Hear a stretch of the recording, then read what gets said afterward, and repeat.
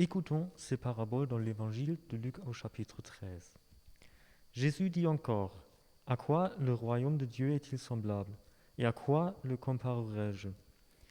Il est semblable à un grain de sénève qu'un homme a pris et jeté dans son jardin. Il pousse, il devient un arbre, et les oiseaux du ciel habitent dans ses branches. » Il dit encore, « À quoi comparerai-je le royaume de Dieu? Il est semblable à du levain qu'une femme a pris et mis dans 3 mesures de farine pour faire lever toute la pâte. » Laudate Dominum, laudate Dominum, omnes gentes, Alleluia. Laudate Dominum, laudate Dominum, omnes gentes, Alleluia. Laudate Dominum, laudate Dominum, omnes gentes, Alleluia. Laudate Dominum, laudate Dominum, omnes gentes, Alleluia. Laudate Dominum, laudate Dominum, omnes gentes, Alleluia. Laudate Dominum, laudate Dominum, omnes gentes, Alleluia.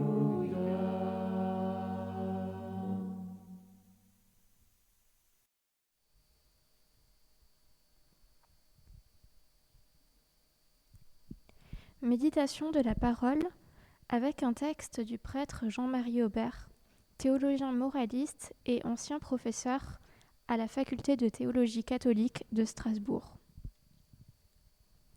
La bonne nouvelle que Jésus-Christ est venu annoncer au monde est essentiellement celle d'une libération fondamentale.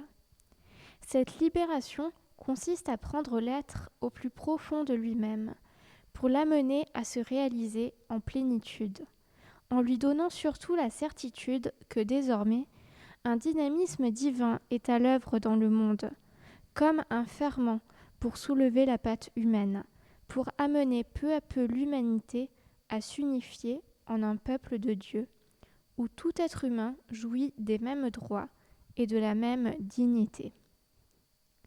Toutefois, ce salut libérateur est appelé à se réaliser au cours de l'histoire humaine, qui n'est pas étrangère à la croissance du royaume de Dieu. Et c'est à chaque génération qu'un tel message s'adresse, demandant à être incarné dans les faits avec tout son impact révolutionnaire. Car, en réalité, c'est bien d'une révolution qu'il s'agit, une révolution de l'amour et de la justice. On ne peut oublier que l'Évangile n'a été qu'un germe. Il est appelé à croître et à se développer au cours de l'histoire, et c'est la mission essentielle de l'Église. Mais, de même qu'un germe pourra attendre longtemps sa maturation, de même, certaines exigences évangéliques ne peuvent parvenir à réalisation qu'avec l'apport d'un nouveau terrain humain, c'est-à-dire d'importantes mutations économiques, culturelles et politiques. À nous de les choisir et de les mettre en œuvre. Faisons silence devant Dieu.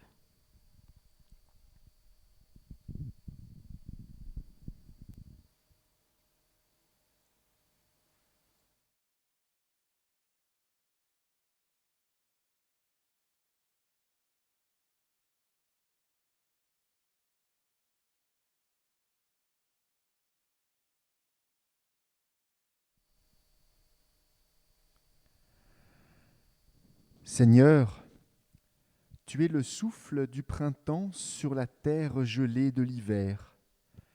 Tu es l'oasis de nos déserts arides. Tu es le sourire de l'enfant réchauffé de bonheur. Tu es la larme sur la joue du visage douloureux. Tu es le rêve de l'obstiné optimiste.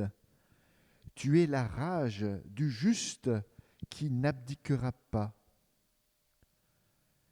Tu es, toi mon Dieu, au-delà de toutes mes failles, au-dedans de toutes mes joies, au-dessus de mes vanités, au-dessous de mes désespoirs.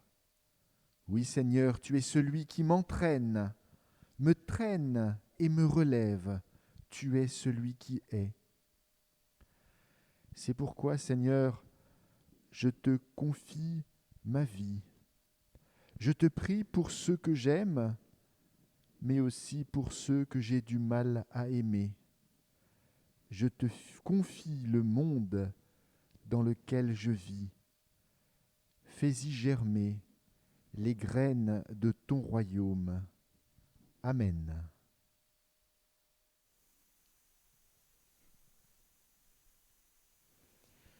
El Señor es la meva forza, el Señor el mercat, el maestad la salvación, en el confío y no timpo, en el confío y no timpo. El Señor es la meva forza, el Señor el mercat, el maestad la salvación, en el confío y no timpo, en el confío y no timpo.